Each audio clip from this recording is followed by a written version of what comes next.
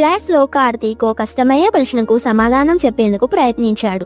రిషి నవ్వుతూ ఇలా అన్నాడు, అబ్బా శాస్త్రజ్ఞుడివి, ఇప్పుడు నువ్వే టీచరా అని. అందరూ నవ్వారు, కానీ కార్తీక్ మాత్రం నవ్వలేదు.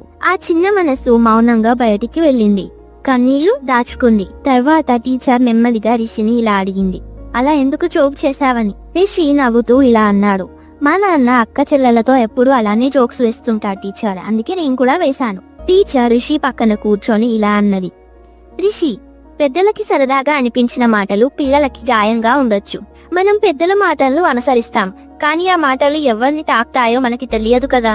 ఆ సాయంత్రం రిషి కార్తీక్ దగ్గరికి వెళ్లి మెల్లగా ఇలా అన్నాడు, నిన్ను బాధ పెట్టాలని నేను అనుకోలేదు. కార్తీక్ ఏమీ మాట్లాడకుండా అక్కడి నుంచి వెళ్లిపోయాడు. మన మాటలు తెలివి చూపించకూడదు, హృదయం చూపించాలి. మరిన్ని మినీ వాల్యూస్ కోసం లైక్, షేర్ మరియు సబ్స్క్రైబ్ చేసుకోండి.